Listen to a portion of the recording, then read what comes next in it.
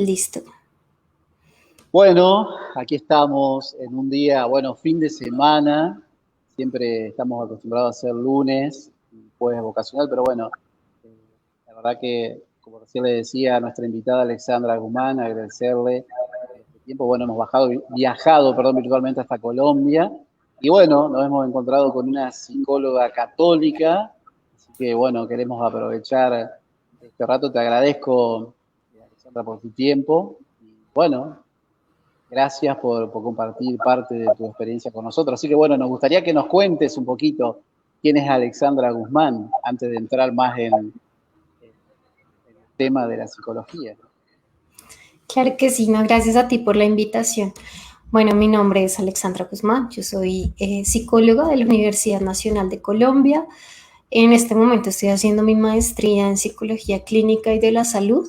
Soy psicóloga católica, soy consagrada a Jesús por María con la comunidad Lazos de Amor Mariano, no sé si la conoces. ¿Qué más te cuento? Bueno, soy de Bogotá, Colombia. Y pues en la lucha por hacer una psicología integrada con mi fe. Esa soy yo. Bueno, antes de entrar en tu especialidad, contanos, bueno, cómo fue primero tu encuentro personal con Jesús, ese encuentro, y cómo llegaste a ser psicóloga, ante todo. Bueno, empezamos por mi encuentro con Jesús, que fue previo a mi carrera. Bueno, pues yo crecí en una familia católica de tradición, en una familia muy creyente, mis papás súper creyentes, pero muy poco formados en la doctrina de la iglesia. Entonces íbamos a misa, pero a la vez también íbamos a un culto evangélico. Entonces, algunos domingos misa, algunos días culto eh, evangélico. Y pues bueno, ahí estábamos como entre esas dos doctrinas. Yo en ese momento pues no tenía así como mucho interés en el tema, no lo vivía así fuerte. Más adelante, ya cuando tenía más o menos 16 años, pues yo tenía una relación con Dios, pero era una relación de interés. Si, por ejemplo, me estaba yendo mal en el colegio, entonces yo empezaba a orar hacia final de año para que me empezara a ir bien, pero únicamente para eso, simplemente para como pasar el año, ya. Em, entonces hacia los 16 años pasó eso, pues yo hacía mi rosario, ni siquiera sabía hacer un rosario, pero lo intentaba, o sea, no meditaba los misterios, pero hacía como el Padre Nuestro, las 10 Aves Marías y así, las 5 veces. Eh, y así pues fue como creciendo esa fe por puro interés al principio, pero con el tiempo eso ya no fue suficiente. Llegó un punto en el que me faltaban como 2 años para graduarme del colegio. Llegó un punto en el que yo sentía una necesidad de orar impresionante, a diferencia de muchas personas que llegan a la fe porque les pasó algo grave, porque tocaron fondo en alguna cosa.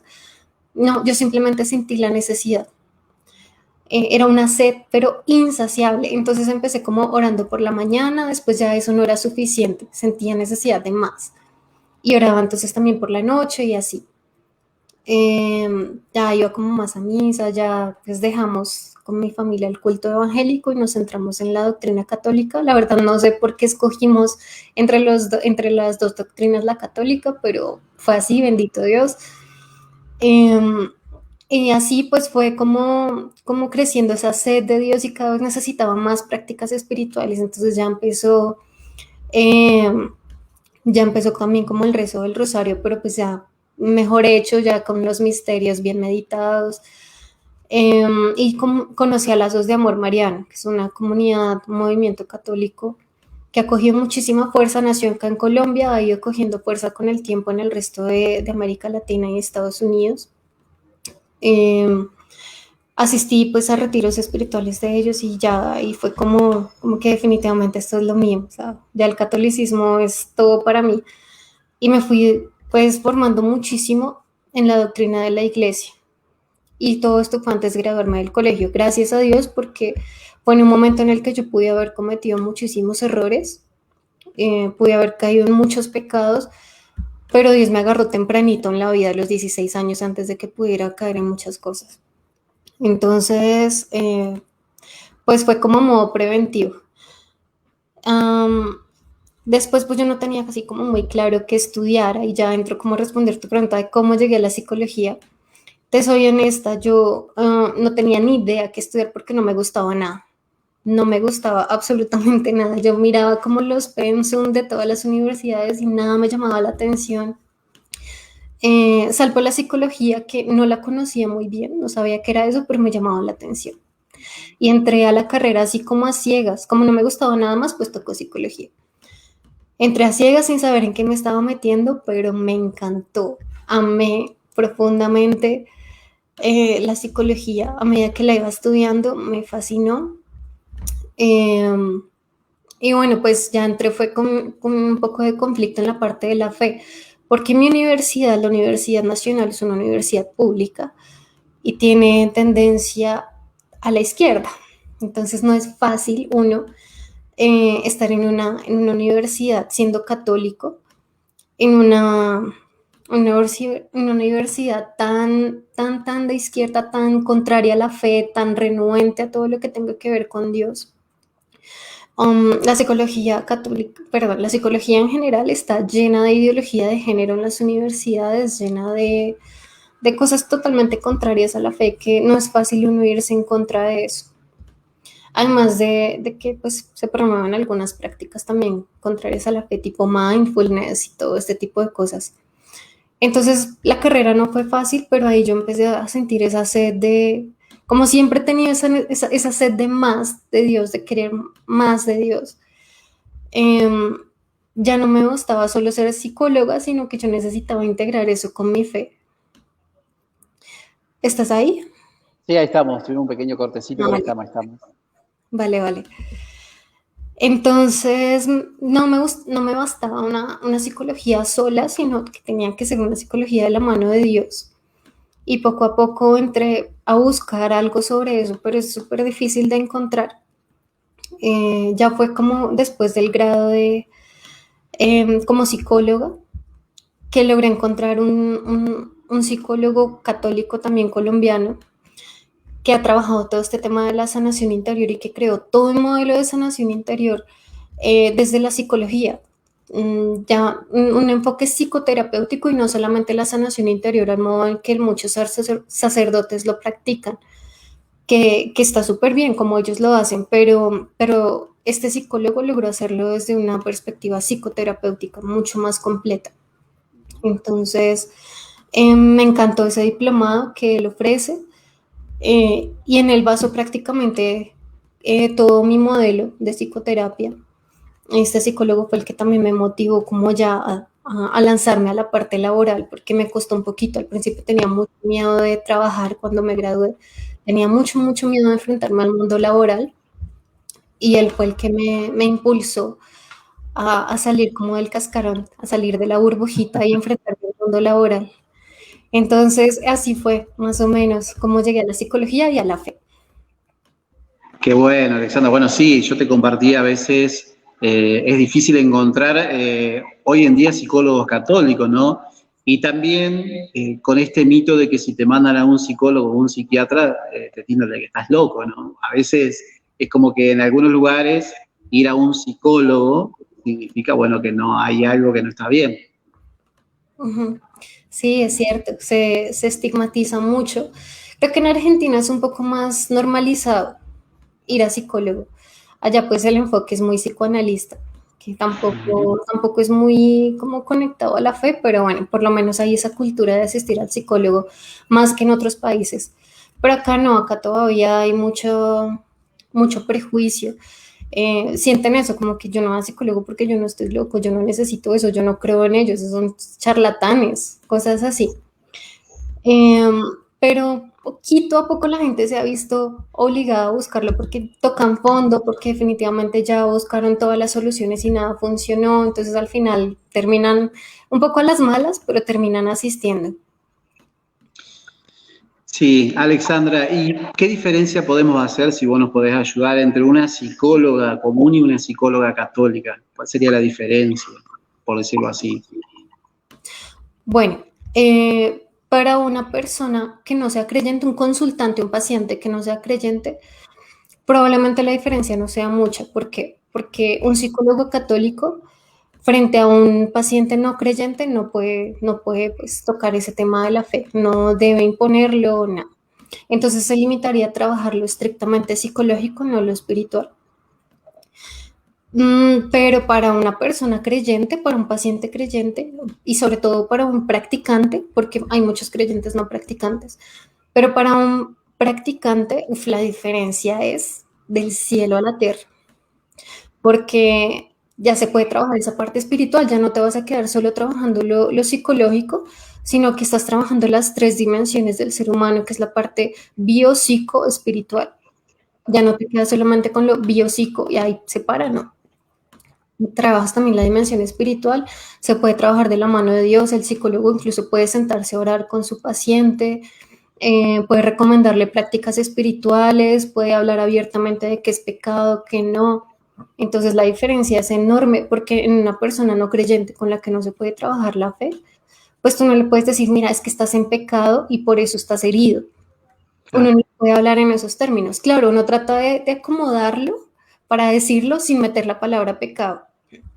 Toca como por los laditos, como con mucho cuidado, con mucha prudencia, pero de todas maneras es mucho mejor poderlo trabajar abiertamente de frente. claro. Igual pues partimos de la, todos los psicólogos católicos partimos de la idea de que con una persona no creyente le ayudamos a sanar sus heridas, le ayudamos a sanar sus trastornos o sus problemas vitales y una vez sano ya está más libre para encontrarse con Dios porque ya no tiene heridas que le obstaculizan el camino. Entonces, una vez sanadas sus heridas, tenemos la fe en que Dios irá a su encuentro ya más fácilmente porque ya han sanado sus heridas. Exacto. Bueno, ¿y te ha tocado trabajar con algún sacerdote o sacerdotes por ahí que te envíen personas, así para que los ayude, para que la acompañes? Sí, sí, sí, de hecho mi párroco hace eso. Trabajamos en conjunto con él muchísimo. Ujú. Cuando yo tengo un caso así como que sospecho de un tema espiritual o una contaminación espiritual, que tal vez hay algo que de pronto se metió en ocultismo o algo, y se sospecha que hay un problema de liberación, es que la persona necesita liberación o algo así, entonces yo se lo remito a él. Él en confesión se encuentra también con muchas personas donde pues él se queda corto, ¿no? Porque él no es psicólogo, entonces se queda corto para poderlos ayudar.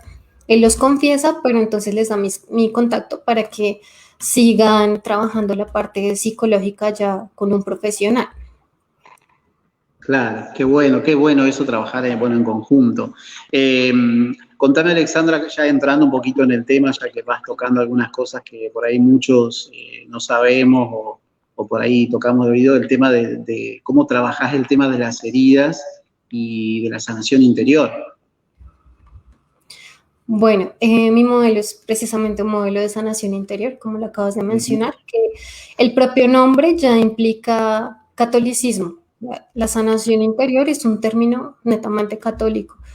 Eh, no es un término que se encuentre en otras corrientes psicológicas, ni siquiera en otras confesiones religiosas, porque, por ejemplo, a un protestante siempre le vas a escuchar es hablar de sanidad, no de sanación.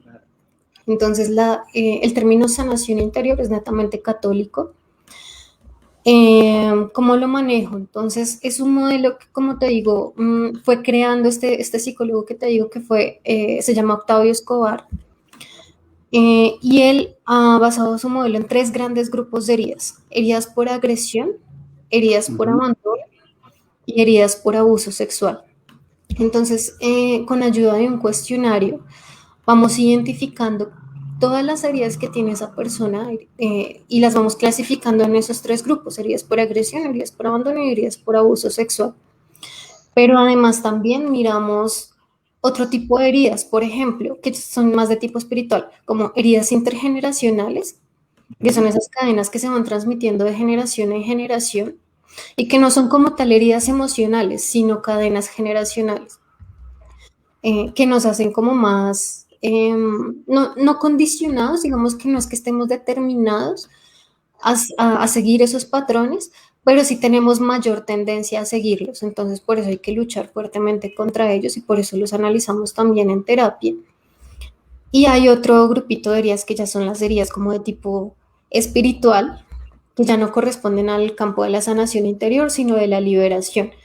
Claro. Es cuando se han metido en ocultismo o hay maldiciones, por ejemplo, eh, maldiciones de tipo, cuando la mamá dice, es que tú no sirves para nada, eso es una maldición. Uno va y mira al niño y efectivamente no sirve para nada, pero porque mamá lo dijo. Ese tipo de maldiciones que corresponden más al campo de la liberación, pero también las analizamos porque la persona puede por su cuenta hacer oración de liberación o puede asistir a donde algún sacerdote que le haga oración. Por eso es importante reconocer todo esto. Entonces, durante el proceso de sanación interior, identificamos esas heridas y las trabajamos a través del perdón, porque no hay otra manera de sanar sino perdonar. Entonces, le trabajamos durísimo al tema del perdón y pues una vez perdonadas todas esas cosas, se van sanando muchísimas, muchísimas heridas, la persona es mucho más libre, ya está, ya no tiene cadenas que la aten, que va arrastrando por la vida, ¿no? Ya no tiene esas cadenas, se siente mucho más ligera. Y pues por supuesto, además del perdón, ya se generan otro tipo de estrategias. Yo les voy brindando herramientas para su problema específico. Por ejemplo, si llegan con depresión, pues les doy algunas estrategias específicas para la depresión. Si llegan con una fobia, entonces herramientas para una fobia. Así. Podemos decir entonces, Alexandra, que todas estas enfermedades psicosomáticas, depresión, asma, lo que estabas nombrando, tienen su raíz y tienen también un proceso de sanación. ¿Cuánto te lleva más o menos, o depende de la persona o de los tiempos de la persona? Obviamente que de los tiempos de Dios, pero ¿cuánto tiempo más o menos te lleva ayudar a una persona en estos procesos? Bueno, yo creo que el proceso de sanación es de toda Claro. la vida, pero el proceso psicoterapéutico como tal son aproximadamente 15 sesiones. Es un tiempo más bien breve, me parece breve porque hay otros enfoques que se demoran muchos años. Por ejemplo, el psicoanálisis se demora 3, 4 años con una persona y el avance es mínimo. Hay otros que se demoran 6 meses, un año. Eh, pues en este modelo que yo manejo, por lo menos la manera como yo lo trabajo, son 15 sesiones que vienen a ser aproximadamente 4 meses, una sesión a la semana. Entonces es un tiempo más bien breve, pero sí depende mucho de la persona, no todo el mundo se demora lo mismo, hay personas que necesitan incluso hasta 20, algunos en cambio van súper rápido, que no necesitaban sino un empujoncito y ya, y volaron. Entonces pueden tener 5 o 10 sesiones porque les va muy Sí. bien. Pero sí, sí depende muchísimo de la persona, como tú dices, en el tiempo de Dios. Y yo he notado mucho relacionado con eso, de que es en el tiempo de Dios, de que las personas más ansiosas y más impacientes por sanar ya, esas que quieren sanar de un día para otro y ya, ya, ya, esas son las que más se demoran. Sí, sí. Paradójicamente, ¿no? O sea, son las que más rápido quieren sanar y son las que más se demoran. Y es como si Dios les dijera, ¿quieres ir muy rápido? Pues con un poquito de humildad y vas despacio. Y, bueno, Sí. mencionaste una cosa importante que si me permites quiero comentar, es el tema de las enfermedades psicosomáticas.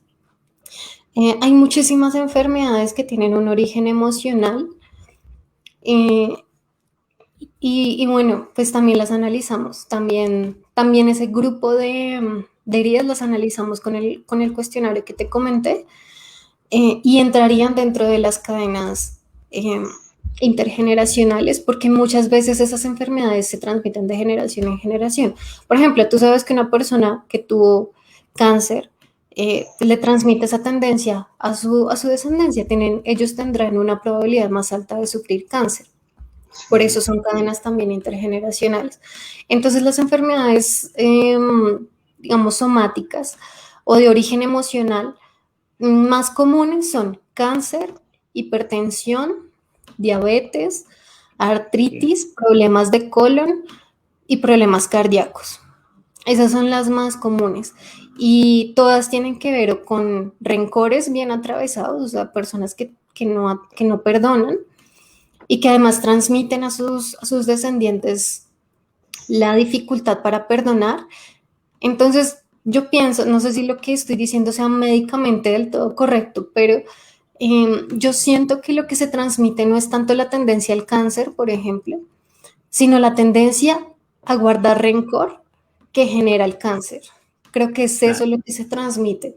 Entonces, por eso tú ves todas las familias así súper rencorosas, o todas las familias con alcoholismo, o todas las familias con las parejas divorciadas, y así, como que se transmiten esas tendencias, eh, y asimismo las enfermedades. Entonces, ¿cómo se corta eso? Pues el que decide sanar eso, el que decide sanar esa herida, ya cortó la cadena intergeneracional. Si yo decido, mi familia es muy rencorosa, yo decido no ser rencorosa, yo decido perdonar, aunque me cueste en el alma, ahí ya yo corté la cadena y no tendría por qué transmitirse a mis descendientes porque yo la corté. Quería Qué, comentar eso. impor- Qué importante eso, porque yo lo he escuchado y bueno, acá en Argentina hay muchos que trabajan este tema de la sanación interior. Y qué bueno, ¿no? Esto, qué importante lo que decís, cómo poder ayudar a esas personas que tienen, que a lo mejor desde su antepasado ni saben que hay rencores, que hay peleas que nunca se enteraron, porque bueno, aquí en Argentina, no sé si en Colombia va a pasar, pero antes los mayores era como que las cosas quedaban entre los mayores y a veces los hijos o los parientes no se enteraban de problemones grandes. Y era como que, y es como que se va repitiendo, como dijiste vos, el patrón, ya sea en el alcoholismo, en el golpeador, en el abusador, ¿no? Entonces, qué importante y cuáles son, cómo llegan ustedes, me imagino que a través de la oración, pero cómo llegás a que la persona se encuentre con esa realidad, que a veces a lo mejor ni sabe. Sí, es cierto. Bueno, es verdad que hay familias que se tienden a guardar mucho las cosas, pero igual uno lo puede observar. El solo hecho de que uno diga mi familia se guarda mucho las cosas, ahí ya descubrieron una herida y es la herida de guardarse las cosas, la tendencia a Claro. guardarse las cosas. Entonces ahí ya descubrieron algo. Es observando a su familia que lo logran ver. Es viendo al papá alcohólico, a la mamá sumisa, o a la mamá por el contrario muy ansiosa, depresiva, o todas las familias, todas las mujeres, por ejemplo, infértiles, o todas las mujeres de la familia divorciadas. Es de observar muchísimo, pero si no hay manera de observarlo así de frente, Ujú. sí, la oración, lo que tú decías, la oración ayuda un montón, porque es que donde uno no estuvo ahí, pero Dios sí estuvo ahí, Dios sí sabe lo que pasó, Él conoce toda la historia que nosotros tenemos, conoce toda nuestra ascendencia y Él nos puede revelar esas cosas. Eh, a mí me gusta mucho el versículo Jeremías 33:3, creo que es ese, Ajá. que nos dice, llámame y yo te responderé y te mostraré cosas ocultas que no conocías. Algo así dice. Eso es importantísimo. Te revelaré cosas ocultas que no conocías. O sea, si yo recurro a Dios, en vez de recurrir al ocultismo, a la bruja, a la divina, recurro a Dios que me revela lo que está oculto. Si Él nos prometió eso en Jeremías, en el profeta Jeremías, ¿por qué no recurrir a Él para que nos recuerde esas cosas? Justamente hoy subía un video a Instagram donde cuento historias, unas historias de cómo se puede reconocer esas heridas a través de la oración. Simplemente te cuento una, es así. Ujú. Bueno, es la historia de un sacerdote también colombiano que trabaja mucho en la sanación interior, es un duro en sanación interior. Eh, Les llegó entonces a él una familia y pues la mamá estaba desesperada porque la niña se levantaba a medianoche a gritar todas las noches y ella decía, padre, esta niña tiene un demonio. Eh, entonces se pusieron a orar a ver si efectivamente era un demonio que le hacía gritar o qué, porque siempre todas las noches a medianoche, porque además en el tema de las heridas, aclaro eso, suele haber esos patrones repetitivos.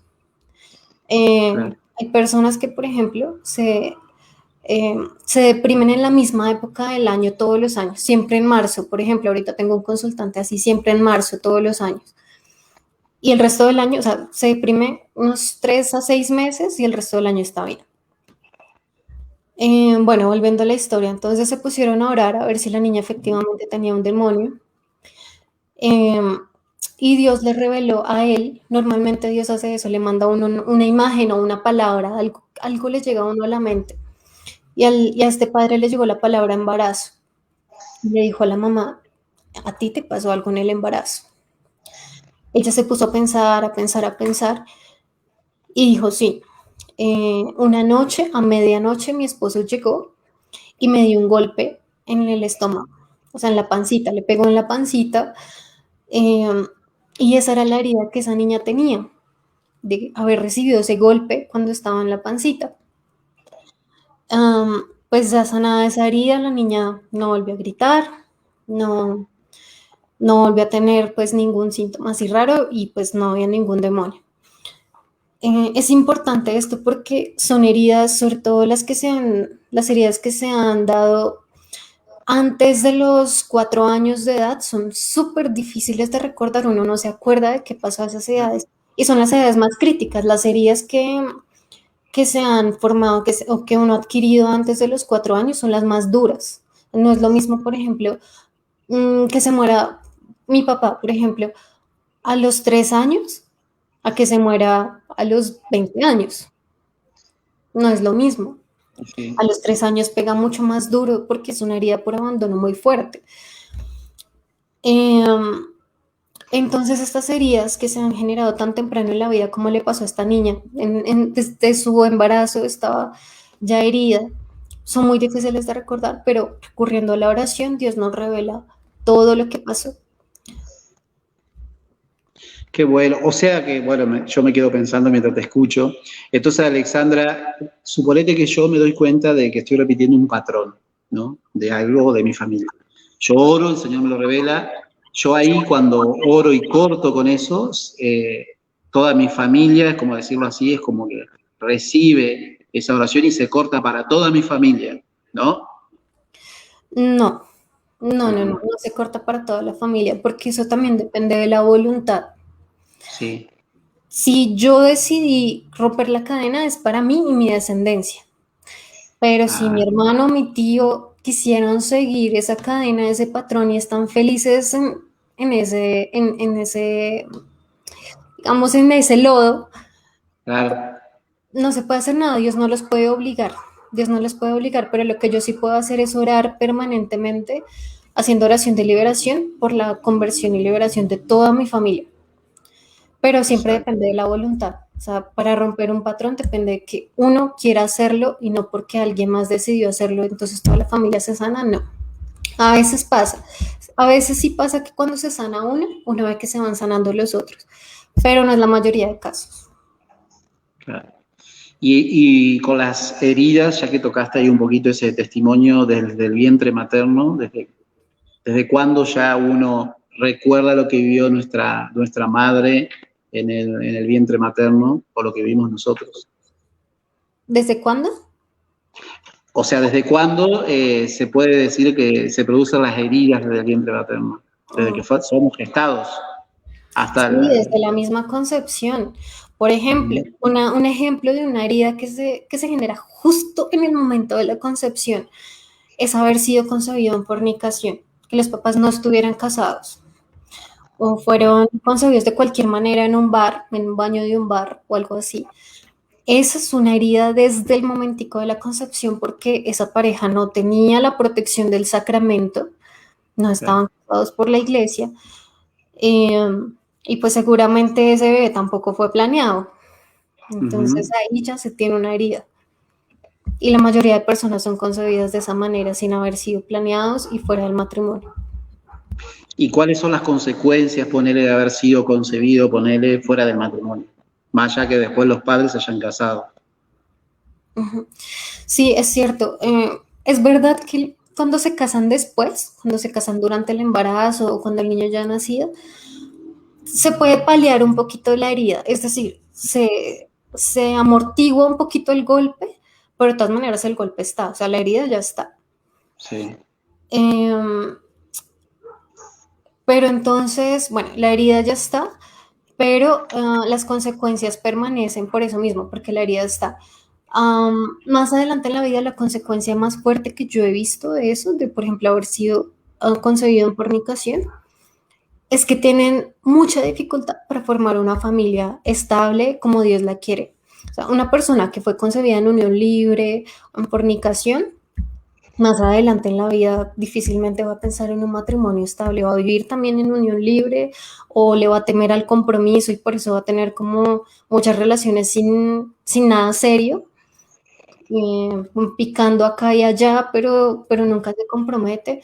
Ese tipo de cosas normalmente tienen también hijos regados por ahí, tienen hijos de varias parejas regaditos sin un hogar estable junto. Eh, entonces es eso, una persona que fue concebida en fornicación difícilmente, si no ha sanado la herida, no va a formar un hogar sano y va a reproducir la misma herida, va a generar, o sea, va a tener hijos también fuera del matrimonio, reproduciendo el mismo patrón. Claro. Y hay posibilidades, por ejemplo, en este caso, de que, suponete que los padres estén en un ambiente o tengan después el encuentro con Jesús personal, de acompañar a su hijo en este proceso de sanación, en ese proceso de esa herida. ¿Te ha tocado acompañar así? Sí, total. De hecho, son muchas las mamás, normalmente mamás, papás casi no. Las mamás son las que más se preocupan por los hijos, por las heridas de los hijos. Entonces sí, he acompañado a varias mamás así, muy preocupadas. O incluso cuando me consultan, o sea, su motivo de consulta no son los hijos, sino ellos mismos, pero a medida que ellos van descubriendo sus propias heridas, piensan en las heridas que ellos les generaron a sus hijos. O sea, como, ay, yo tengo esta herida, pero además se la pasé a mi hijo. Porque es Claro. inevitable, cuando uno descubre sus heridas, uno piensa también en las heridas de los hijos. Pero se pueden sanar, los papás de hecho tienen la autoridad para orar por las heridas de los hijos, porque tienen la autoridad que Dios les dio como padres. En el caso de los hijos menores de edad, esa autoridad todavía está, o sea, tienen plena autoridad sobre sus hijos y pueden orar de esta manera. Señor, con la autoridad que tú me diste como mamá, como papá, yo te pido que tú sanes todas las heridas que mi hijo pueda tener y me ayudes a corregirlas y a no generarle nuevas heridas. Esto es más o menos como un modelo. Obviamente, pues cada quien lo hará con sus propias palabras, pero este es más o menos como la estructura. Por los hijos mayores de edad cambia un poco la estructura porque es que ya son mayores de edad, ya no hay autoridad sobre ellos, porque ya son adultos. Ya ellos toman su propio camino y ya ellos verán. Entonces ahí ya no hay autoridad porque pues el niño ya no le, o digamos adulto, ya no le debe obediencia a sus padres. Les debe respeto y honra, claro que sí, porque es un mandamiento honrar a padre y madre, pero no obediencia. Claro. Entonces ahí la oración cambia, discúlpame, termino. Ahí la oración cambia y ya no es como con la autoridad que tú me diste, sino, Señor, mira, ya es mayor de edad, yo cometí errores, yo bueno, cometí errores en determinadas áreas, sana tú lo que yo hice mal, corrige tú lo que yo no pude hacer bien, corrige tú cualquier error que yo haya podido cometer. Esa es como la estructura en el caso de los mayores de edad. Claro. Alexandra, y en el caso cuando, bueno, aquí, bueno, en todos lados en el mundo se da cuando pasa que hay jóvenes, por ejemplo, que son adictos a las drogas o tendencia a la depresión. Bueno, acá en un tiempo también hubo tiempo de muchos jóvenes que se suicidaron, ¿no? ¿Cómo te ha tocado por ahí trabajar con casos así? Me imagino que sí. ¿De dónde viene toda esa raíz? Bueno, no es muy común realmente que lleguen a terapia porque difícilmente una persona adicta busca ayuda, muy difícilmente. Una persona que es adicta lo que quiere es consumir, no quiere ayuda, quiere consumir. Claro. Solamente cuando han tocado de verdad hondo, cuando ya van a perder a toda su familia, cuando ya definitivamente el matrimonio se les acabó, ahí es que buscan ayuda porque ya vieron el final de todo. Normalmente estas heridas, bueno, las personas que llegan al consumo de sustancias psicoactivas llegan porque tienen de base heridas por abuso sexual. La mayoría, no todos, no es en todos los casos, pero la mayoría, la raíz, está en una herida por abuso sexual. Y con abuso sexual no me refiero únicamente a violación, porque cuando uno dice abuso sexual, uno inmediatamente piensa en violación y no. Una herida por abuso sexual son, por ejemplo, los manoseos en la infancia, incluso en juego, porque la gente no ve esto como una herida. Que estaban jugando, por ejemplo, con el amiguito o estaban jugando con el primito y estaban jugando al papá y a la mamá o alguna cosa así, y ahí hubo manoseos o besos. Incluso en algunos casos ya a la edad de 4 o 5 años ya han tenido relaciones sexuales así en juego con Sí, sí. el amiguito o el primito. Entonces todo esto constituye una herida por abuso sexual, aunque no haya habido una mala intención, aunque haya sido un juego, aunque el otro niño también fuera simplemente es un niño, pero de todas maneras es una herida por abuso, independientemente de que no hubiera mala intención en ellos. La exposición a pornografía también es una herida por abuso sexual. Y sobre todo cuando uno ha estado expuesto a pornografía muy temprano en la infancia, o los papás que, por ejemplo, tienen relaciones sexuales delante de los niños, sin ningún problema. Eso también es una herida por abuso sexual. Entonces, todas estas cosas, y entre otras cuantas heridas que pertenecen también a este grupo de heridas por abuso sexual, son las que generan mucha más propensión a que una persona sea consumidora más adelante en la vida. Eso es lo que está de base. Bueno, te dejo descansar mientras vemos algunos que nos han escrito, algunos hermanos que están siguiendo esta entrevista. Bueno, Lorena, que es una cantautora católica de Estados Unidos, bueno, manda ahí un aplauso. Bueno, dice, excelente. Bueno, un hermano que también que trabaja a través de Capatería Artística también, unas manos orando, Mariela. Bueno, acá repito otra vez, este hermano que trabaja a través de la artesanía. Acá dice, es muy buena las apreciaciones de la psicóloga, aparte que está muy actualizada desde el punto de vista de sanación interior, dice Susana. Pues Gracias. gracias, Susana. Bueno, Yoldi dice, muy buena entrevista, enseñanza y consejo. Gracias, bendiciones. Bueno, acá Gema Pérez dice, buenas noches, me interesa mucho poder contactar. Bueno, después a lo último nos va a comentar dónde la podemos encontrar y cómo podemos ubicarla. Seguramente esto va a surgir para muchos disparadores y para mucha gente que necesita de la ayuda de un psicólogo y sobre todo católico.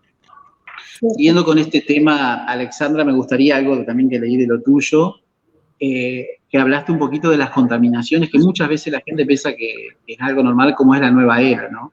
El yoga, el reiki y todas estas terapias alternativas, que bueno, que uno dice, no, pero yo lo hago porque me lo recomendó el médico, porque es gimnasia. ¿Qué lo podés decir sobre este tema?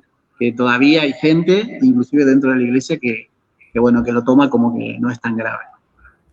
Cierto.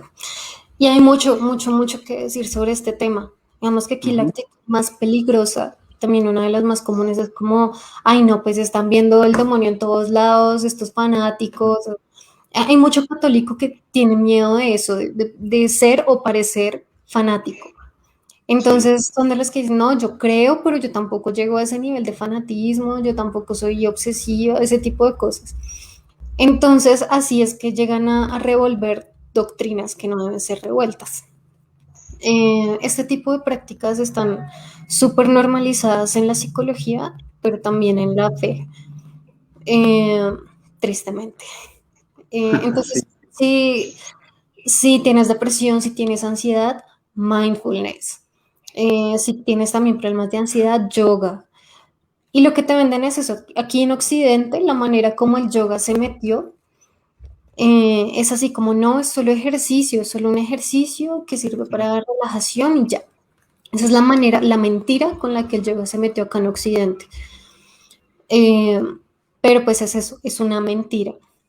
El riesgo que tienen todo este tipo de prácticas, que son prácticas espirituales, es eso, que tienen un contenido espiritual muy fuerte. Por más de que uno tenga la buena intención de solo hacer ejercicio, de solo relajarse un poquito, uno no puede desligar una práctica espiritual de su contenido espiritual. Estas prácticas vienen normalmente o del hinduismo o del budismo. Exacto. Y ambas son prácticas espirituales o doctrinas totalmente contrarias a nuestra fe y que generan muchísima contaminación espiritual. Entonces, como uno no puede desligar una práctica espiritual de su contenido espiritual, inevitablemente, por más de que uno solo haga ejercicio, espiritualmente va a quedar con alguna secuela, con algún cambio. Va a ser tocado espiritualmente. Es como si uno dice, no, pues yo voy a misa, pero solamente porque, no, porque el padre habla bonito, pero ya, pero no me interesa Dios, no me interesa la fe, nada. No, eso no pasa. Si tú vas a misa, sales diferente sí o sí porque hay una carga espiritual muy fuerte dentro de la Eucaristía. Entonces, sí o sí uno sale con algún cambio.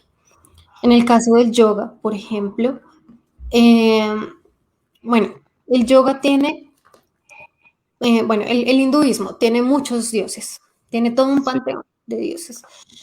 Em, en el yoga, cada posición del yoga es la posición de uno de esos dioses y cada mantra es el nombre de ese dios. Entonces, estás haciendo una invocación de esos dioses, por tanto, estás haciendo una invocación demoníaca, por más de que tengas toda la buena intención y por más de que tú no sepas de este tema, estás haciendo una invocación demoníaca. Entonces, ¿qué pasa con estas prácticas y por qué se normalizan tanto? Porque al principio es innegable que hay una mejoría muy fuerte. O sea, si tú vas, por ejemplo, con una ansiedad o con una depresión, tú te sientes mucho, mucho, mucho mejor y eso es innegable. Pero eso solo en los primeros meses.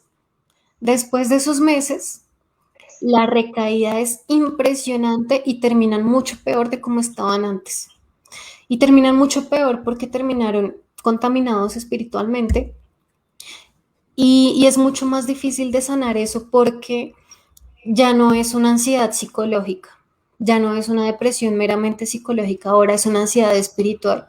Es decir, es una ansiedad que ya no proviene de simplemente las heridas emocionales, sino una ansiedad que proviene del mismo demonio. Ya es una ansiedad espiritual y por eso mismo es mucho más difícil de sanar. Y normalmente estas personas que terminan con ese nivel de contaminación ya requieren incluso hasta exorcismos. claro. Entonces, pues es como un riesgo muy grande que las personas asumen. También es cierto que esto que estoy mencionando no le pasa a todo el mundo, o sea, no todo el mundo termina con necesidad de un exorcismo, pero sí todo el mundo termina con algún punto, un mínimo de contaminación espiritual. Entonces, mejor no arriesgarse, no hacer nada. Igual el mindfulness, el reiki, todo eso tiene efectos similares. Y digamos que el efecto psicológico más visible y más duro de todos es que dejan de sentir. Con el mindfulness en particular pasa esto. Las personas dejan de sentir. Llegan a un punto de tanta, digamos, conexión consigo misma, a un nivel de conciencia plena, que es lo que busca el mindfulness, tan fuerte que ya no sienten nada, se desconectan emocionalmente. Entonces es muy común escuchar a personas que llevan mucho tiempo practicando mindfulness como diciendo, yo no siento nada, yo no siento amor por mis papás, no siento nada. Hay un aplanamiento afectivo, pierden la empatía, pierden la capacidad de amar a Dios, entonces empiezan a odiar a Dios. Eso es un riesgo muy grande que se asume al entrar en estas prácticas. Entonces, por más que intenten suavizarlo, sí o sí va a haber algún tipo de contaminación. Por eso tenemos que ser muy radicales en esto y no es fanatismo, es radicalidad. Tenemos que ser muy radicales en rechazar doctrinas contrarias a las nuestras y no estar mezclando espiritualidades diferentes. Exacto, aparte muy metido, muchas palabras también en la Iglesia Católica, como recién nombraste el tema de mantras. Yo he visto libros también que usan frases de santos que le llaman mantra. Yo te digo, cómo se va mezclando el vocabulario de la nueva era hasta en la Iglesia Católica. Inclusive también he escuchado sacerdotes que recomiendan también hacer yoga o que lo hacen. Bueno, entonces ahí es como que la gente se confunde más, pero bueno, está bueno por ahí tener la visión de... La iglesia tiene un documento hermoso que habla sobre este tema, que es Jesucristo portador de agua viva, que es muy claro, pero bueno, a veces como que está muy, o no se lee o desactualizado, muchas veces tampoco nuestros pastores también nos ayudan en este tema, ¿no? Sí, es cierto. Lo que pasa es que los sacerdotes son mucho más tentados que nosotros, porque el demonio sabe bien que caído el pastor, caídas todas las ovejas. Entonces, para él es un negociazo hacer caer al sacerdote, porque así se van a confundir muchísimas personas que siguen a ese sacerdote, o que están, digamos, pastoreadas por ese sacerdote. Por eso es mucho más fácil tentarlo a él, y es cierto que hay muchos sacerdotes metidos en esta nueva era. De hecho, hace poco en televisión nacional acá en Colombia salía en un además canal católico, o que se Ujú. dice católico, un sacerdote que hablaba de la paz y de todo este tipo de cosas, pero entonces vestido de blanco, en una posición como de flor de loto, Claro. Sí, súper, súper extraño y claro, todo el mundo se empezó a rebotar contra el canal por eso, por lo menos las personas que saben, ¿no? Porque las que son más laxas son como, ay, pero no pasa nada, pero no hay problema, no seamos fanáticos. Pero Claro. claro, los sacerdotes están muy metidos en esto y una persona que no esté formada en la fe fácilmente se deja engañar. Y la verdad es que la mayoría de católicos no están formados en su fe, no conocen su doctrina, no conocen los riesgos que hay en general por ahí, acechándolos. Entonces caen facilísimo, son presas muy fáciles. Y pues en la misma Biblia está, ¿no? Como mi pueblo se pierde por falta de conocimiento. Bien. Bueno, Alexandra, yo te tendría horas, pero bueno, te hago algunas más preguntas que bueno, que por ahí está bueno porque nos ayudas a muchos y bueno, por ahí necesitamos herramientas, ¿no? Para saber cómo sobrellevar también nuestras heridas y todas las cosas que bueno que el Señor nos va mostrando. Quería consultarte también sobre un tema que por ahí recurre mucho a la gente, es el tema de los duelos, ¿no? Cuando fallece algún ser querido muy de repente o niños o personas jóvenes, cómo llevar ese proceso, ¿no? De duelo. Bueno, lo primero es no afanarse, porque las personas, yo sé que es un dolor insoportable, el dolor de una pérdida es muy duro, pero es un proceso que uno no puede acabar en 1 o 2 semanas. Y las personas se desesperan por eso, porque quieren ya en 2 semanas terminar todo ese dolor. Y eso no es posible. Un duelo lleva aproximadamente entre 6 meses y un año. Uh ¿Por -huh. qué han dicho que un año? Porque los aniversarios suelen ser las fechas más duras cuando uno ha tenido una pérdida. Por ejemplo, el aniversario de muerte o el cumpleaños de la persona que falleció o el aniversario de matrimonio del cónyuge, o sea, el cónyuge que queda sufre esa fecha dura de que el otro ya no está. Y así, todos los aniversarios eh, se pasan a lo largo de un año, entonces en un año más o menos se va sanando ese duelo y se pasan todas esas fechas más duras, porque es verdad que uno no está todo el tiempo igual durante un duelo. Entonces las fechas normalmente de recaída son esos aniversarios. Por eso se ha hablado como de ese tiempo en un año, ya más o menos se han superado todas esas fechas duras y por eso ahí ya se va venciendo el duelo. Entonces lo importante es eso, perder el afán, no ir con afán de querer sanar ya y estar bien ya, permitirse vivir todas las etapas, negación, ira, negociación, hasta llegar a la aceptación, porque todas las etapas son importantes y no se puede saltar ninguna. Cuando hay un duelo patológico, cuando la persona se estanca en alguna de esas etapas que acabo de mencionar, se queda en la etapa de negación por mucho tiempo, o se queda en la etapa de ira por mucho tiempo, y así. Ahí estamos hablando de un duelo patológico y eso requiere ayuda psicológica e incluso a veces psiquiátrica. Uh Eh, -huh. pero en un duelo normal, esas etapas, como te digo, van pasando de 6 meses a un año, se van venciendo cada una de esas etapas. Entonces hay que permitirse vivir todas esas etapas mmm, sin correr, por doloroso que sea. Permitirse vivir ese dolor, no huirle al dolor. Los rituales también son importantes para vencer un duelo. Rituales como, por ejemplo, el hecho de enterrar a la persona que falleció, eso es un ritual importante. Eso le ayuda a uno a hacer el duelo porque uno ya está viendo que efectivamente murió. Uh -huh. Diferente a las personas que, por ejemplo, por COVID no pudieron asistir al funeral de sus seres queridos que fallecieron, tienen el duelo mucho más difícil porque no lo pudieron ver ya irse. Claro. Entonces esos rituales son importantes. También no apegarse a las cosas. Hay personas que pasan años con la ropa todavía de la persona ahí en la casa o dejan su cuarto intacto. Eso no es Exacto. sano. Hay que aprender a desprenderse de esas cosas. No tienen que hacerlo rápido, o sea, no tiene que ser al día siguiente que boten toda la ropa, al día siguiente del fallecimiento, no, para nada. Pero sí dentro del primer año irse desprendiendo poquito a poco de esas cositas de la persona fallecida, regalarlas, alguna cosa, pero no quedarse toda la vida pegados a esas cosas materiales. Estos son así como algunos de los puntos importantes del duelo. Así es, bueno, qué bueno. Y bueno, ahí ya que tomaste algo que te iba a preguntar también sobre la parte psiquiátrica, ¿no? Cuando una persona se transforma en un paciente psiquiátrico, ¿es producto de las heridas emocionales o que viene trayendo desde el vientre materno. Sí, sí, pues muy difícilmente una enfermedad psiquiátrica aparece de la nada. Eso no Ujú. pasa. A menos de que Dios quiera, por ejemplo, enseñarle algo a esa persona por medio de esa enfermedad psiquiátrica. Pero que aparezcan así de la nada, normalmente no, tiene que haber una herida emocional de base. Por ejemplo, te doy un ejemplo con el caso de la esquizofrenia. Ujú. Se ha descubierto que en muchos casos, no en todos, pero en muchos casos de esquizofrenia, eh, por ejemplo, hubo un hermanito que fue abortado antes de esa persona. O sea, Ujú. si yo, por ejemplo, aborté, no sané ese duelo, aborto provocado, ¿no? No me refiero a aborto Sí, sí. espontáneo, provocado.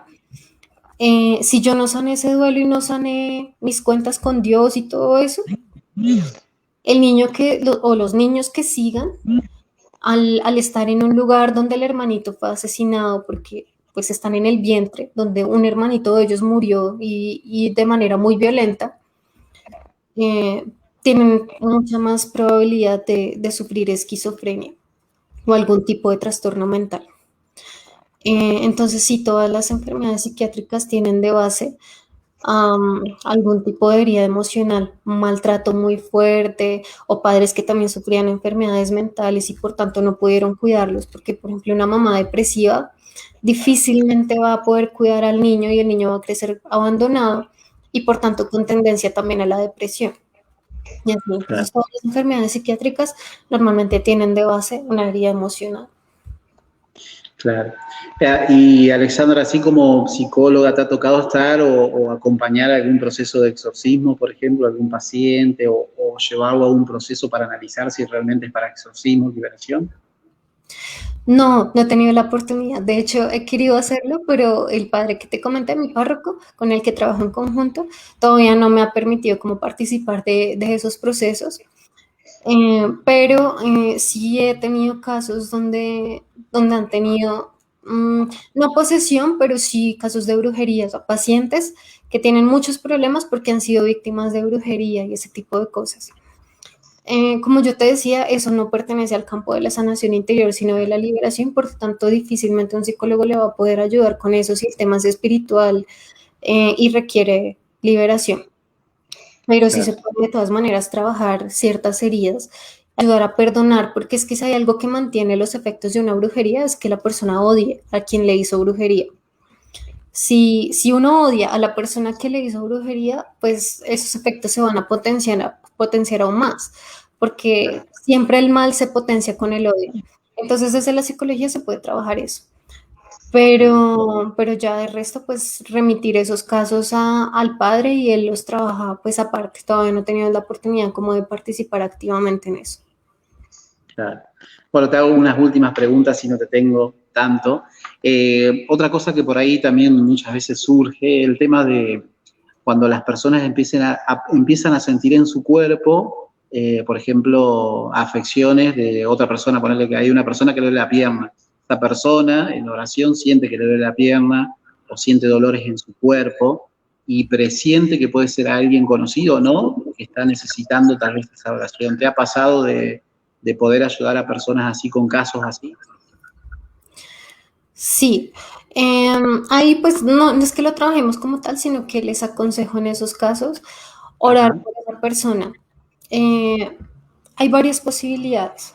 sí, Suponiendo que es real que haya una presencia ahí, es o un demonio, sí, o un alma condenada, o un alma del purgatorio.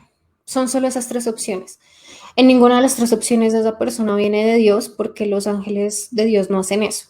No se le pegan a las personas así, ni las molestan ni nada de eso. O sea, de Dios no viene. En el caso de las personas condenadas y de los demonios, ahí no hay nada que hacer, no se les puede ayudar, no hay nada que uno pueda hacer con ellos porque ya están condenados. En ese caso, sí se requiere buscar ayuda de un sacerdote que haga o liberación o exorcismo según la gravedad del asunto. En el caso de las almas del purgatorio, orar por ellas y echarlas, porque es que uno no puede vivir con un alma pegada todo el tiempo. Si claro, esta persona no deja de molestar, es necesario hacer un proceso de liberación.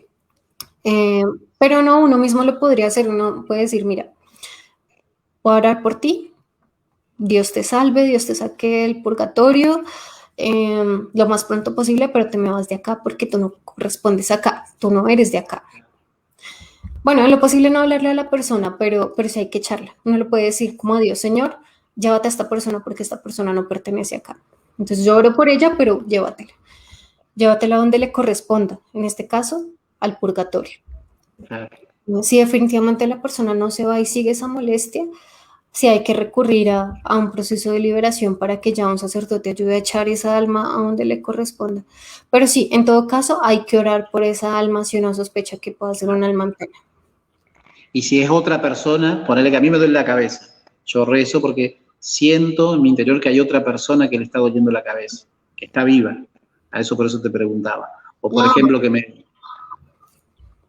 vale, sí, esa es otra fuente también de contaminaciones cuando ya son personas vivas, brujos o alguna persona que le quiera hacer a uno algún daño. En ese caso también exorcismo o liberación. Sí o sí, porque no hay otra manera de hacer la brujería sino con eso. Y obviamente ponerse en gracia de Dios, no vivir en pecado, porque mientras uno viva en pecado, cualquier cosita que a uno le hagan va a tener mucha fuerza. Si le quieren meter a uno, si hay algún brujo o algo molestando dentro de uno, va a tener mucha fuerza porque uno está en pecado, tiene de dónde agarrarse. En cambio, si uno está en gracia, no tiene de dónde agarrarse y se va fácil.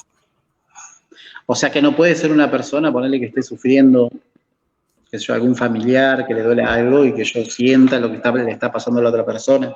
Vos me decís que no puede ser de Dios eso. O sí, Mm, como un carisma, me refiero.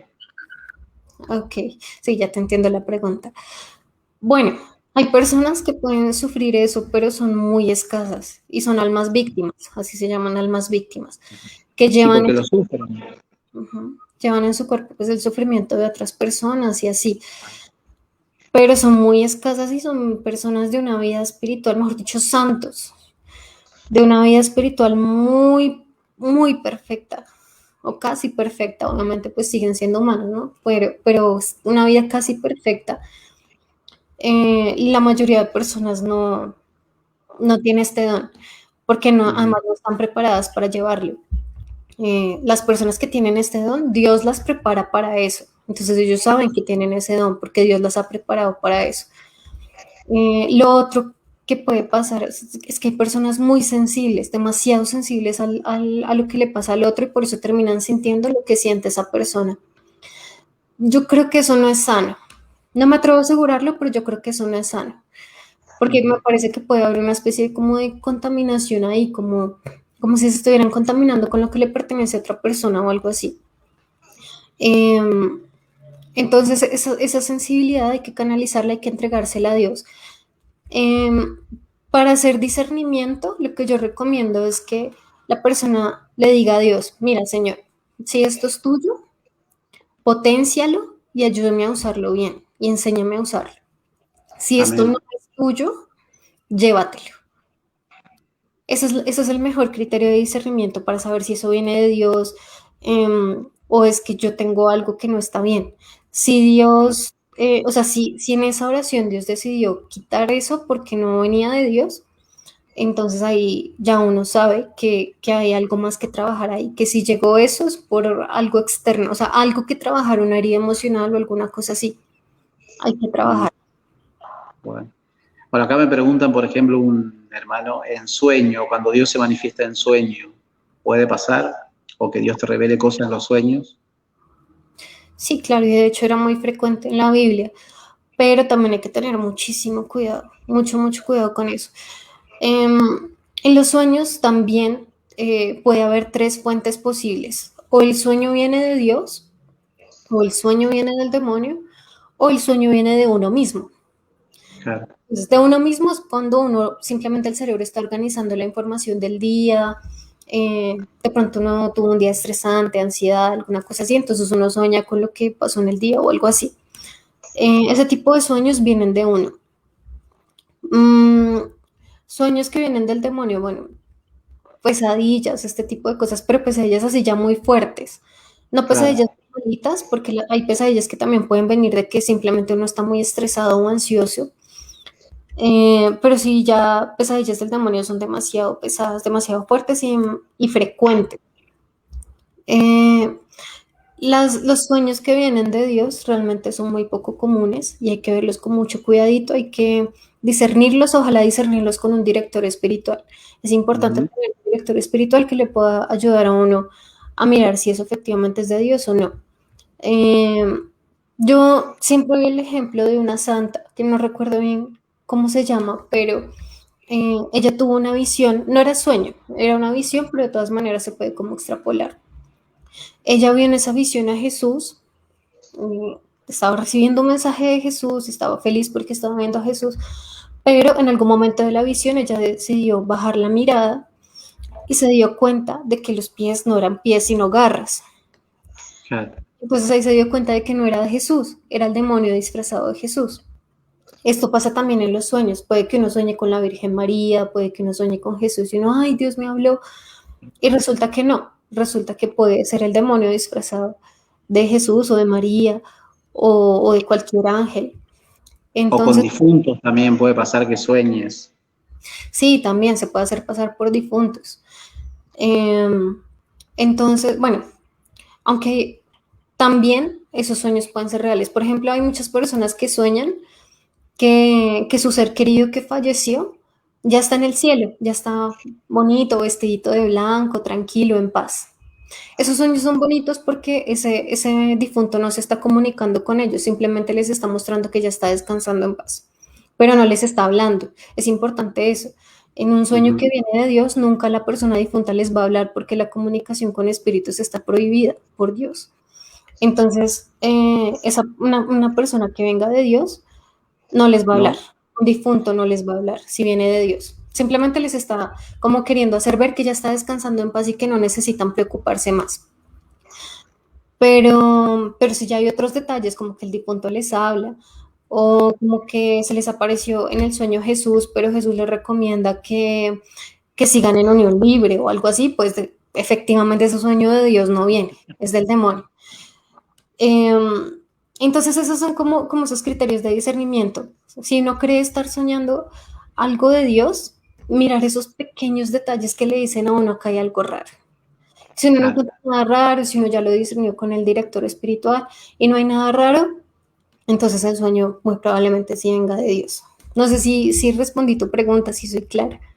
Sí, sí, bueno, ahí me preguntaron, porque bueno, pasa, ¿no? De soñar con difuntos, a veces que te hablan, o bueno, o a veces solamente que te sonríen, como decís vos, o los ves en un lugar que están como bien, ¿no? Por decirlo así, porque uno siempre cuando fallece un ser querido y más de repente es como que se preocupa si está bien, dónde está, bueno, entran todas esas preguntas humanas, que bueno, que me imagino que también debe ser propia del duelo, ¿no?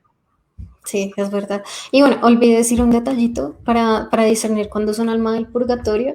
Normalmente las almas del purgatorio cuando se aparecen, sea cuando uno está despierto o sea en sueños, tienen o cara de angustia, mucha cara de angustia, o tienen cara de odio, pero tampoco hablan, no Claro. dicen nada. Solamente lo miran a uno o con angustia o con rabia. Entonces uno sabe que tiene que orar por ellos porque están sufriendo, porque están purgando sus pecados.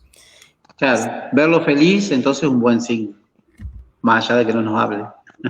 Ujú, sí, exacto. Aunque, bueno, se puede dar el caso de que uno sueñe con un difunto, ya que está bien, que está en el cielo, y puede ser un engaño del demonio para hacernos dejar de orar por esa persona. Por ejemplo, si uno cree que esa persona ya está en el cielo, uno se relaja, deja de ofrecer misas, ya no ora por esa persona porque ya está en el cielo. Entonces puede ser un engaño para que uno no ofrezca más misas, pero no es lo más común. Yo creo que lo más común es eso, que efectivamente están bien y ya están en el cielo. Amén. Bueno, Alexandra, yo te tendría horas, ¿no? Pero bueno, el tiempo, no te quiero tener mucho, te quiero cansar. Pero bueno, me gustaría que nos digas dónde podemos encontrarte, porque ya alguna de las semanas, dónde podemos saber más de vos. Bueno, vi que haces unos videos muy lindos por Instagram, que compartís muchas cosas, y que bueno, estaría bueno que nos digas dónde te podemos encontrar.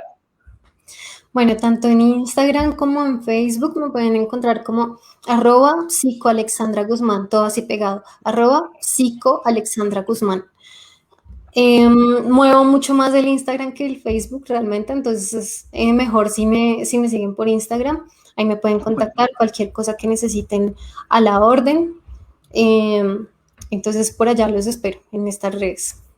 Bueno, leo algunos últimos mensajes. Dice, muy buena entrevista, muchas gracias por la entrega a los dos. Bueno, ahí el sueño que ya lo pusimos. Bueno, recién la pregunta que te hacía, que bueno, ya ahí te la expresé un poquito mejor. Acá me dice un hermano, muy buena respuesta. Bueno, ven, gracias, muchas gracias. Bueno, dice, muy claro, dice este hermano, cuando se necesita convertir estas cosas. Bueno, verlo feliz, decía ahí. Seguimos orando. Bueno, muy buena entrevista, bendiciones, Alexandra. Bueno, muy interesante, gracias. Bueno, Alexandra, nos gustaría como para cerrar, bueno, terminar con una oración, pero que nos recomiendes, ¿no? Ante estas cosas que hemos charlado y que hemos hablado, ¿a dónde tenemos que recurrir? Más allá que obviamente un psicólogo católico, que es difícil, pero cuando no encontramos un psicólogo católico, ¿a dónde tendríamos que recurrir cuando nos pasan todas estas cosas, ¿no? Estas manifestaciones que hemos hablado y que algunas quedaron ahí dando vuelta, pero bueno, por el tiempo nos quedamos cortos, ¿no? Pero ¿cuál sería un consejo en este tiempo de pandemia? Porque sabemos que han aflorado muchas cosas como depresión, como ansiedad, como pila de cosas, miedos, ¿no? Por todo esto que nos viene pasando. Bueno, ¿qué nos aconsejarías vos a nosotros, ellos que te estamos mirando, de lo que después verán este video? Bueno, les recomendaría no olvidar la ayuda espiritual, siempre tener pues en cuenta a los sacerdotes que son una ayuda importantísima. Al director espiritual también es importante tenerlo muy presente porque puede dar una gran ayuda. Pero a nivel psicológico, si definitivamente no encuentran un psicólogo católico, pueden recurrir, sobre todo en tiempos de pandemia, pueden recurrir a las líneas de emergencia que tiene cada país, líneas de emergencia psicológica.